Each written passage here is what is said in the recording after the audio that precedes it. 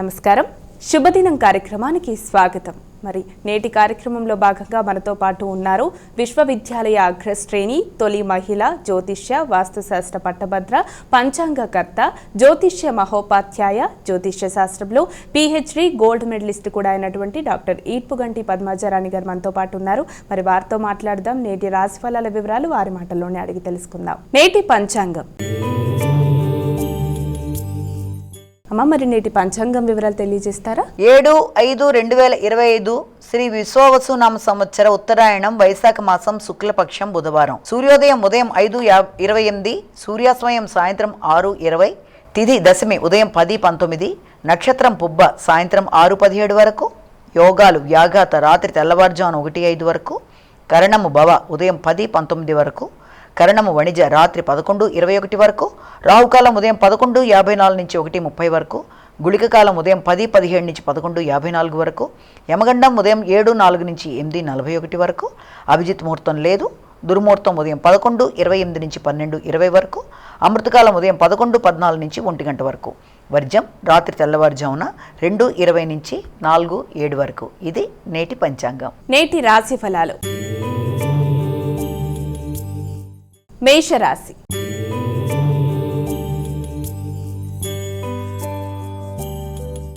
అమ్మ, ఇక మొదటి రాశి అయినటువంటి మేషరాశి వారికి నేటి రాశి ఫలాలు ఏ విధంగా ఉన్నాయి? వీరు ఎటువంటి జాగ్రత్తలు తీసుకోవాలి? మేషరాశిలోకి వచ్చే నక్షత్రాలు అశ్విని, భరణి, కృత్తిక 1వ పాదం. మేషరాశి వారికి ఆలోచనలు చాలా వరకు అనుకూలంగా ఉంటాయి. కొత్త కొత్త ఆలోచనలతో క్రియేటివిటీ పెంచుకుంటూ ముందుకు పెడతారు. అలాగే విద్యార్థులకు విద్యా సంబంధమైన విషయాలలోనూ, అలాగే తల్లి యొక్క ఆదాయం, ఆరోగ్య విషయాలు చాలా వరకు అనుకూలంగా ఉంటాయి. అలాగే నూతన విషయాలు తెలుసుకోవడానికి మీరు చేసేవన్నీ కూడా అన్నీ మీకు తగినట్టుగా అనుకూలంగా ఉండడం, ఆ పరంగా మీరు ముందుకు వెళ్ళడానికి చేసే కార్యక్రమాల్లో మీకు ధైర్యం, సాహసాలు పెరగడం, కొత్త నిర్ణయాలు తీసుకోవడానికి ఆస్కారం ఉన్న రోజుగా భావించవచ్చు.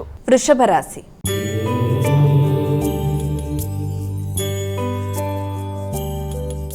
అమ్మాయిక వృషభ రాశి వారికి నేటి రాశి ఫలాలు ఎలా ఉన్నాయి? వృషభ రాశిలోకి వచ్చిన నక్షత్రాలు తీసుకున్నట్లయితే కృత్తిక, రోహిణి, మృగశిర 2 పాదాలు. అయితే వృషభ రాశి వారికి ఈ రోజున ఆలోచనలు చాలా వరకు ఫాస్ట్గా ఉంటాయి. కుటుంబపరమైన విషయాల మీద ఎక్కువ దృష్టి సారిస్తూ ముందుకు పెడతారు. ట్యాక్స్లు మొదలైన వాటి మీద ఎక్కువ దృష్టి సారిస్తూ ముందుకు వెళ్ళడానికి ప్రయత్నాలు అనేవి అధికంగా చేస్తారు. అలాగే దూర ప్రయాణాలకి, వృత్తిపరమైన ప్రయాణాలకి, విద్యా సంబంధమైన ప్రయాణాలకు కూడా అనుకూలమైన రోజుగా ఒకటి భావించవచ్చు. తల్లి మొదలైన వారందరి యొక్క ఆశీస్సులతో కొత్త పథకాలు రూపొందించుకుంటూ గృహ వాతావరణాన్ని అనుకూలంగా మలుచుకోవడానికి సర్వవిధాల ప్రయత్నం చేస్తూ మానసిక సంతృప్తిని పెంచుకునే విధంగా ముందుకు వెళ్ళవలసిన అవసరం ఉంది. అంటే మనశ్శాంతి అనేది కొంతవరకు తక్కువగా ఉండడం వల్ల ఖర్చులని పొదుపు చేసుకుంటూ ముందుకు వెళితే చాలా వరకు సమస్యలని అధిగమించగలిగిన వాతావరణం అనేది ఏర్పడుతుంది. మిథున రాశి.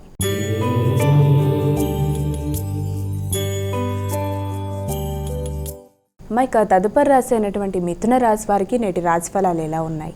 మిథున రాశిలోకి వచ్చిన నక్షత్రాలు మృగశిర, ఆరుద్ర, పునర్వసు 3 పాదాలు. మిథున రాశి వాళ్ళకి ఆలోచనలు అనుకూలంగా ఉంటాయి. ఈ సంకల్పాన్ని సిద్ధించే విధంగా ముందుకు పెడతారు. దగ్గర ప్రయాణాలు చేస్తారు.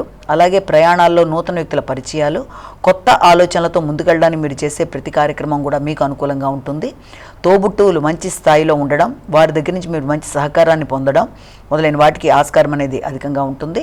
అలాగే సంతానం అభివృద్ధి పరంగా ముందుకు వెళ్లే అవకాశాలు లాంటివి, ఉన్నత స్థాయిలో ఉండే వ్యక్తుల సహకారంతో ఆగిన పనులు ముందుకెడుతూ చేద్దాం అనుకుంటున్న కార్యక్రమాల్లో ధైర్యంగా నిర్ణయాలు తీసుకుంటూ ముందుకు వెళ్లే విధంగా మీరు ప్రవర్తిస్తారు. కర్కాటక రాశి.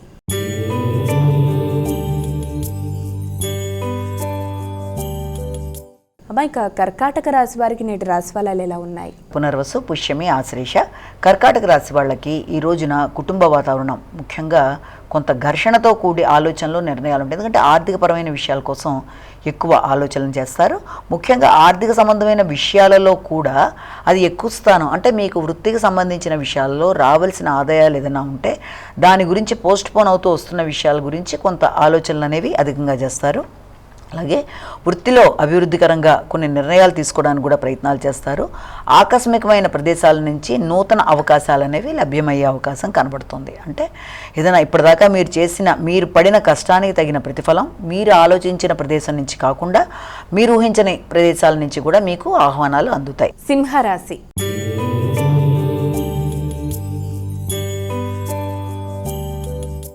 మైక తదుపరి రాసినటువంటి సింహరాశి వారికి నేటి రాశి ఫలితాలు ఏ విధంగా ఉన్నాయి? సింహరాశిలోకి వచ్చే నక్షత్రాలు తీసుకున్నట్లయితే మఖ, పుబ్బ, ఉత్తర.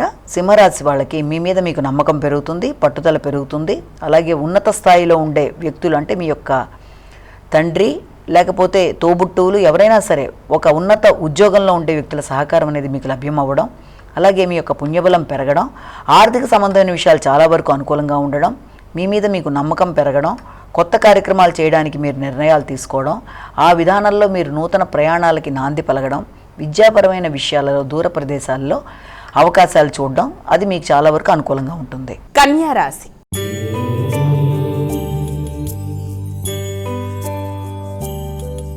అమ్మాయిక తదుపరి రాసినటువంటి కన్యా రాశి వారికి నేటి రాశి ఫలాలు ఎలా ఉన్నాయి? కన్యా రాశిలోకి వచ్చే నక్షత్రాలు తీసుకున్నట్లయితే మనం ఉత్తర, హస్త, చిత్త 2 పాదాలు.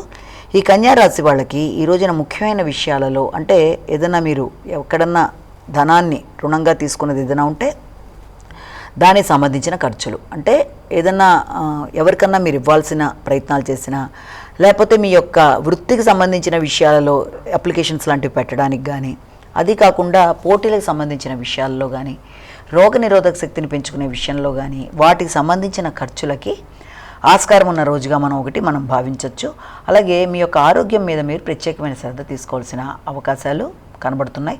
ఆరోగ్యం ఇంత ముందు కంటే కొంత బెటర్గా ఉన్నప్పటికీ కూడా మీ ఆలోచనలు ముఖ్యంగా అన్నీ అనుకూలంగా ఉన్నాయా లేదా అని అంటే కొంచెం వచ్చిన ఆలోచనలు పదే పదే రావడం వల్ల మానసిక ఘర్షణ అనేది ఉంటుంది. ఆరోగ్యపరమైన విషయాల్లో అనుకోని ఆటంకాల వల్ల పనులు ముందుకు వెళ్ళడంలో కొంత జాప్యం అనేది జరగడం కూడా చికాకుని సృష్టిస్తుంది. తులారాశి.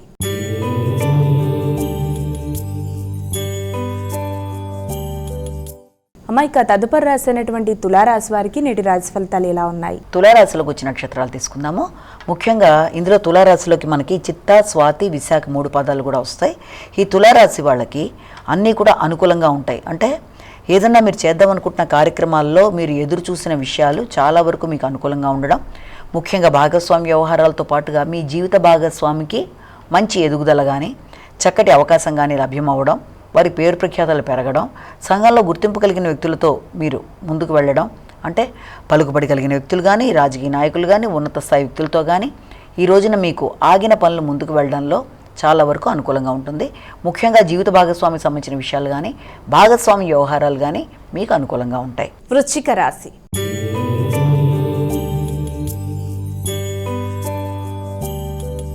అమ్మాయిక తదుపరి రాశి అయినటువంటి వృశ్చిక రాశి వారికి ఈరోజు రాశి ఫలాలు ఎలా ఉన్నాయి? వృశ్చిక రాశిలోకి వచ్చిన నక్షత్రాలు తీసుకుంటే విశాఖ, అనురాధ, జ్యేష్ఠ. వృశ్చిక రాశి వాళ్ళకి వృత్తికి సంబంధించిన విషయాలు చాలా వరకు అనుకూలంగా ఉంటాయి.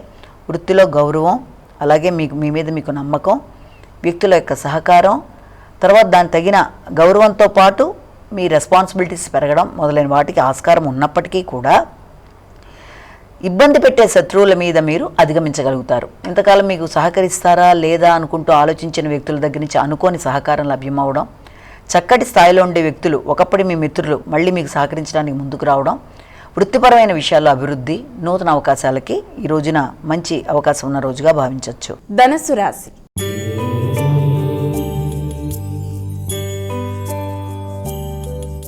అమ్మాయిక ధనుస్సు రాశి వారికి నేటి రాశి ఫలాలు ఎలా ఉన్నాయి? ధనుస్సు రాశిలోకి వచ్చే నక్షత్రాలను ప్రధానంగా తీసుకున్నట్లయితే మనకి మూల, పూర్వాషాఢ, ఉత్తరాషాఢ. ఈ ధనుస్సు రాశి వాళ్ళకి దూర ప్రయాణాలకి అవకాశం ఒకటి కనబడుతోంది. దూర ప్రయాణాలంటే అది ఏదైనా ఆధ్యాత్మిక సంబంధమైనవి కావచ్చు, విద్యా సంబంధమైన విషయాల్లో కావచ్చు, వాటికి సంబంధించిన ప్రయాణాలు. అలాగే ముఖ్యంగా ఈ యొక్క తండ్రి యొక్క ఆరోగ్యం మీద మీరు ప్రత్యేక శ్రద్ధ తీసుకుంటారు. వారి యొక్క ఆలోచనలలో అంటే ఆధ్యాత్మిక చింతన పెంచుకోవడం కానీ, ఉపాసన బలం పెంచుకోవడానికి కానీ మీరు చేసే కార్యక్రమాలు చాలా వరకు అనుకూలంగా ఉంటాయి. సంతాన అభివృద్ధికరంగా ముందుకు పెడతారు. వాళ్ళకి ఉన్నత విద్య కొరకు మీరు చేసే ప్రయత్నాలు చాలా వరకు అనుకూలంగా ఉంటాయి.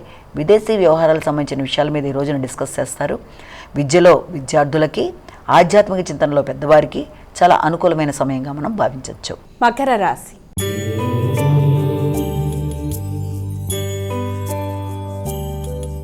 అమ్మాయిక తదుపరి రాశి అయినటువంటి మకర రాశి వారికి ఈరోజు ఎలా ఉంది? మకర రాశిలోకి వచ్చే నక్షత్రాలను తీసుకున్నట్లయితే మనం ఉత్తరాషాఢ, శ్రవణం, ధనిష్ట.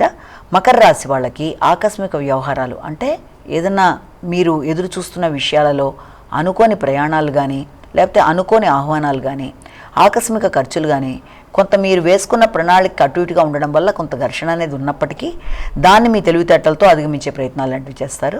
ముఖ్యంగా కుటుంబ వాతావరణం కానీ, వాహనాలు, గృహానికి సంబంధించిన విషయాలు, తల్లి మొదలైన అంశాలు, విద్యార్థులకు విద్యకు సంబంధించిన విషయాలు, ఇవి సామాన్య మిశ్రమ ఫలితాలు ఇస్తున్నప్పటికీ కూడా అవి వీలైనంత అనుకూలంగా ఉండడానికి కూడా మీరు ఏదైనా సూర్యనారాయణ స్వామికి సంబంధించిన శ్లోకాలు పఠించడం అనేది కూడా చాలా మంచి ఫలితాన్ని ఇస్తుంది. కుంభరాశి.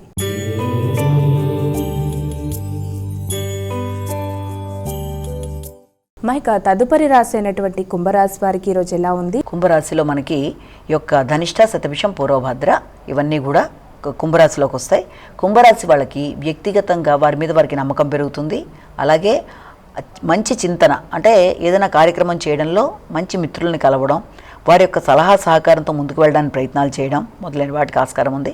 మీ మీద మీకు నమ్మకం పెరుగుతుంది, కృషి పెరుగుతుంది, శక్తి సామర్థ్యాలతో ఎలాంటి పనైనా చేయగలననే ఒక నమ్మకం పెరుగుతుంది. ముఖ్యంగా జీవిత భాగస్వామితో కానీ, వ్యాపార భాగస్వాములతో కానీ చర్చించి నూతన ప్రయత్నాలు చేయడం, ఆ అభివృద్ధి కొరకు మీరు ప్రయత్నం చేయడం, అంటే వ్యాపార సంబంధమైన ప్రయాణాలకు కానీ, జీవిత భాగస్వామితో కలిపి మంచి నిర్ణయాలు తీసుకోవడానికి కానీ, కమ్యూనికేషన్ పర్ఫెక్ట్గా ఉండడానికి కానీ అన్నిటికీ అనుకూలమైన సమయంగా మనం భావించవచ్చు. మీనరాశి.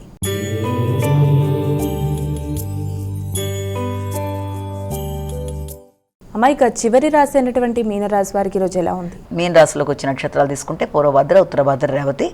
మీన రాశి వాళ్ళకి ముఖ్యంగా రోగనిరోధక శక్తికి సంబంధించిన విషయాల మీద ఎక్కువ జాగ్రత్తలు తీసుకోవాలి. అలాగే ఆరోగ్యాన్ని నిర్లక్ష్యం చేయకుండా తగిన విధంగా సమయానికి ఆహార స్వీకరణ చేయడం అనేది కూడా ముఖ్యం. అలాగే శత్రువుల వల్ల ఇబ్బందులు రాకుండా తగిన విధంగా మిమ్మల్ని మీరు ఇది చేసుకుంటూ ముందుకు వెళ్ళాలి. మాటల వల్ల శత్రుత్వం రాకుండా తగిన విధంగా జాగ్రత్తలు తీసుకోవాలి. మీరు మాట్లాడేది ఒకటైతే ఇతరులకు వేరే విధంగా ధ్వనించడం వల్ల కూడా అది కొంత చికాకులకి లోనవుతుంది. కాబట్టి ఆర్థిక, ఆహార సంబంధమైన విషయాల్లో కానీ, కుటుంబపరమైన విషయాల్లో కానీ వ్యక్తులతో గౌరవాన్ని పెంపొందించుకునే విధంగా మాట్లాడుతూ ముందుకు వెళ్ళడం అనేది చాలా అవసరం. అమ్మాయిక ద్వాదశ రాశుల వారందరూ కూడా పాటించడానికి వీలుగా ఉన్నటువంటి పరిహారం ఏదైనా తెలియజేస్తారా? ద్వాదశ రాశుల వారి యొక్క పరిహారాన్ని కనుక మనం గమనించినట్లయితే 12 రాశుల వారికి మేషరాశి నుంచి మీనరాశి వరకు ఈ రోజున తప్పకుండా తమ తమ వ్యక్తిగత దైవాన్ని ప్రార్థించుకుంటూ ముందుకు వెళ్ళడం ఒక పద్ధతి అయితే, ఈ రోజున అవకాశమో ఆసక్తి అన్నీ ఉన్నప్పుడు తప్పనిసరిగా శ్రీకృష్ణుడికి సంబంధించిన శ్లోకాలు పఠించడం కానీ, అలాగే శ్రీకృష్ణుడి యొక్క మందిరాలకి వెళ్ళడం కానీ, అష్టోత్తరాలు, శతనామావళి, ఇంకా ఏదన్నా సరే మీకు ఏది అనుకూలంగా ఉంటుంది, ఏది మీరు చేయగలరు, లేకపోతే ఏది మీకు వినడానికి అవకాశం ఉందన్నది ఏదైనా సరే కృష్ణుడికి సంబంధించినవి చేసుకోవడం అనేది మంచి ఫలితాన్ని ఇస్తుంది. కనుక అవకాశం ఉన్నట్లయితే ఆ విధంగా కూడా చేయొచ్చు. అలాగే ఇప్పుడు దాకా చెప్పుకున్న రాశి ఫలితాలని కేవలం మనం వ్యక్తిని ఉద్దేశించి చెప్పలేదు కనుక అవన్నీ ఒకరికే వర్తిస్తాయని మీరు అనుకోకుండా తమ తమ వ్యక్తిగత జాతకాలతో కలిపి చూసుకుంటూ ముందుకు పెడుతున్నప్పుడు నడుస్తున్న దశలో అంతర్దశల పరంగా ఏదన్నా ఇబ్బందులు మీరు ఎదుర్కొంటుంటే దానికి సంబంధించిన పరిహారాలు చేసుకోవడమో లేకపోతే ఆల్రెడీ చేసుకుంటూ ఉన్నట్లయితే ఈ గోచారీత్యా చెప్తున్న ఫలితాల్లో చిన్న చిన్న సమస్యలు ఎదురవుతున్నా వాటిని ఈ పరిహారాల ద్వారా, అంటే మీ ఇష్టదైవ ప్రార్థన ద్వారా కానీ, లేకపోతే ఇప్పుడు చెప్పిన ఏ రోజు ఆ రోజు చెప్తున్న ఫలితాల ద్వారా కానీ, లేకపోతే దేవాలయ సందర్శనల ద్వారా కానీ మొదలైనవి చేస్తూ ముందుకు వెళ్ళడం బట్టి మీకు అనుకూలత అనేది ఏర్పడడానికి అవకాశం ఉంది. నేటి విశిష్టత. నేటి వైశిష్యంలో భాగంగా ఈరోజు విశిష్టత, దీన్ని త్రిశూర్ పూరం అంటారు. అంటే కేరళలో చాలా చాలా చాలా ఫేమస్ ఫెస్టివల్ అన్నమాట ఇది. దాని యొక్క వింతలు, విశేషాలు, అసలు దానికి సంబంధించిన దేవాలయం ఎక్కడ జరుగుతుంది, ఆ త్రిశూర్ గురించి ఏమిటి విశేషాలు అన్నది మనం కూడా తెలుసుకోవడానికి ప్రయత్నం చేద్దాం ఈ సమయంలో. అసలు త్రిశూర్ అంటేనే మనకి ఇది కేరళలో ఒక ముఖ్యమైన ప్రదేశం. అక్కడి నుంచి గురువాయూరు 30 కిలోమీటర్స్ ఉంటుంది. అది కృష్ణుడికి సంబంధించిన దేవాలయం. అలాగే ఈ త్రిశూర్ అంటే 3 శివలింగాలు, అంటే 3 శివుళ్ళకి సంబంధించి త్రిశూర్ అనే పేరు వచ్చిందన్నట్టుగా చెప్తారు. ఈ త్రిశూర్లో ఇప్పుడు మనం చెప్పుకున్న ఈ యొక్క త్రిశూర్ పూరం అనేది చాలా పెద్ద ఫెస్టివల్ అనమాట. అంటే అది వాళ్ళ యొక్క కల్చర్ని ప్రతిబింబించుకునేది. తర్వాత అది ఏనుగులకు సంబంధించిన ఒక పెద్ద ఫెస్టివల్. అది ఏంటి అన్న విధానాన్ని చూసినట్లయితే యాక్చువల్గా మనకి త్రిశూర్లో అతిపెద్ద దేవాలయం, పురాతన దేవాలయం ఒకటి ఉంది. అదేంటంటే శివుడికి సంబంధించి వడక్కునాథన్ టెంపుల్ అని చెప్పి చాలా ఫేమస్ టెంపుల్.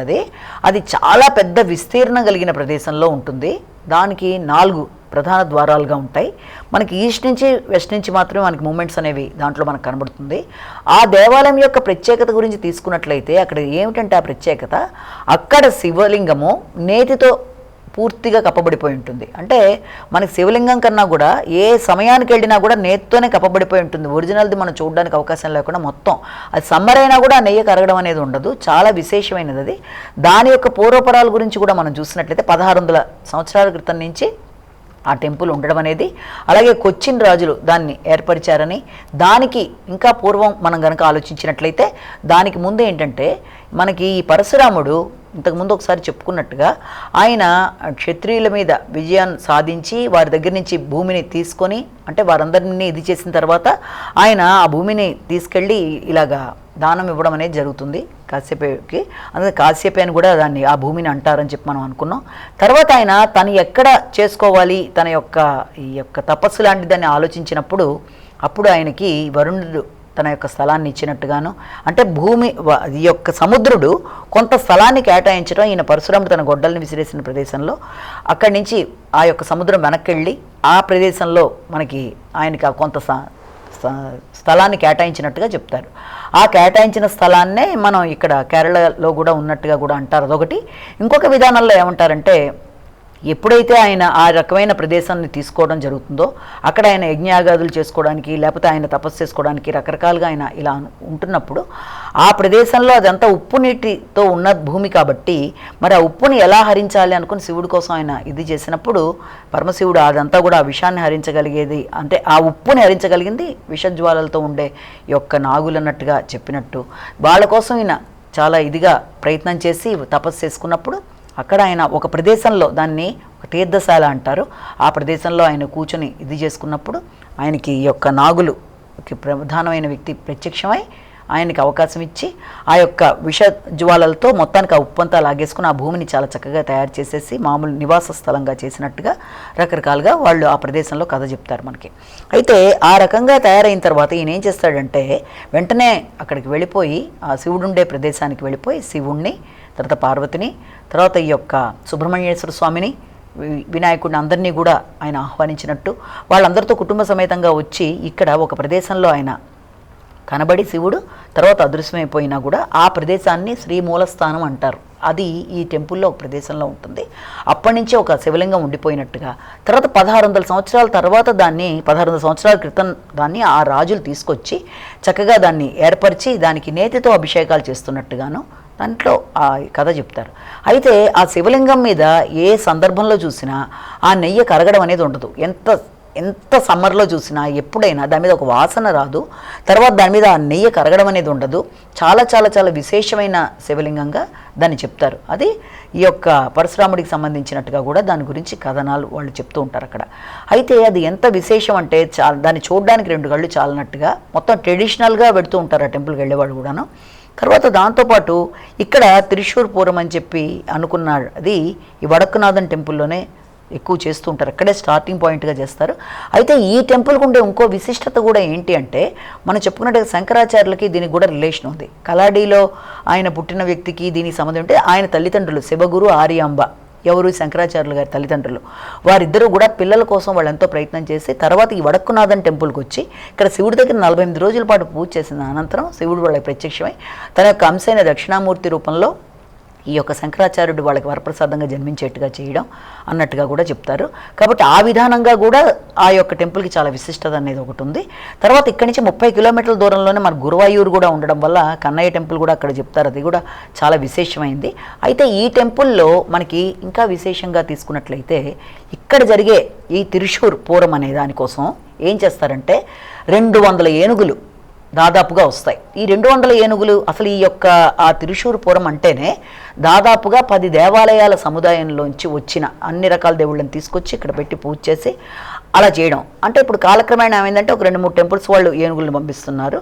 అందులో మనం తిరువంబడి పూడి యొక్క కృష్ణ దేవాలయం నుంచి వస్తాయి. అది సేమ్ ఈ టెంపుల్కి వెనకాలే ఉంటుంది, వెనకాల భాగంలోనే ఈ యొక్క కృష్ణుడి దేవాలయం. అలాగే దానికి కొంచెం దూరంలో మనకి 2 కిలోమీటర్ల దూరంలో భగవతి అమ్మన్ టెంపుల్ కూడా ఉంటుంది, అది కూడా చాలా ఫేమస్ టెంపుల్. అక్కడి నుంచో 15 ఏనుగులు వస్తాయి. ఈ ఏనుగుల్ని చాలా చక్కగా అలంకరించి వాటి మీద పెద్ద పెద్ద గొడుగులు పెట్టి తర్వాత వాటి మీద చాలా అందంగా అలంకరించి వాటితో, అంటే ఒకప్పుడు ఒక 200 సంవత్సరాల క్రితం దీనిట్లో చెప్పే విశేషం ఏంటంటే అందరి మధ్య సఖ్యత కోసం కొట్లాటలు లేకుండా ఉండేట్టుగా అక్కడ వాళ్ళు అలాగా ఆ యొక్క తెగ వాళ్ళు చేశారు దాన్ని అన్నట్టుగా చెప్తారు. ఇది చాలా కన్నుల పండుగగా చూసే ఉత్సవం అనమాట. దీనికి ఇక్కడే స్టార్ట్ అవుతుంది. ఎక్కడ ఈ వడక్కునాథన్ టెంపుల్లో స్టార్ట్ అవుతుంది. ఈ వడక్కునాథన్ టెంపుల్లో మొదటి రోజున పొద్దున్న 6 స్టార్ట్ అయ్యి మర్నాడు మధ్యాహ్నం 2 దాకా ఇది సాగుతుంది. ఏంటి ఏనుగుల ఉత్సవం అనేది. ఇది ఆ సమయానికి అందరూ కూడా రకరకాల ట్రెడిషనల్గా వస్తారు. అయితే టిప్పు సుల్తాన్ మొదలైన వాళ్ళు ఈ టెంపుల్ మీద దాడి చేయలేకపోయారు. వాళ్ళు ఒకనొకప్పుడు దాడి చేసి అక్కడి నుంచి ఈ యొక్క సంపదలన్నీ తీసుకెళ్ళడానికి అటుపక్కన అనంత పద్మనాభ స్వామి టెంపుల్ మీద, ఇటుపక్కన గురువాయూర్ టెంపుల్ మీద కూడా అటాక్ చేయగలిగారట. కానీ దీని మీద ఈ టెంపుల్ మీద ఏమీ చేయలేకపోవడం కూడా ఒక విశేషం అని చెప్తారు. ఇది చాలా విశేషంగా చూడడానికి 2 కళ్ళు చాలనట్టు. అసలు తిరుషూరులో ప్రధాన కేంద్రంగా చాలా దగ్గరగా దిగిన తర్వాత మనకి బస్ స్టాండ్ నుంచి చాలా దగ్గర ప్రదేశంగానే చెప్తారు. ఇది తప్పకుండా చూడవలసింది. తిరుషూర్ పూరం అనేది అన్ని పూరంలోకి పెద్ద పూరంగా దీన్ని వాళ్ళు కన్సిడర్ చేస్తారు. ఇది కేరళ ఫెస్టివల్. అది ఈ రోజు యొక్క ప్రత్యేకత. నమస్కారం. మరి వీక్షించారుగా, ఇది ఇవాల్టి శుభదినం కార్యక్రమం. రేపటి కార్యక్రమంలో మళ్ళీ కలుద్దాం. అంతవరకు సెలవు. నమస్కారం.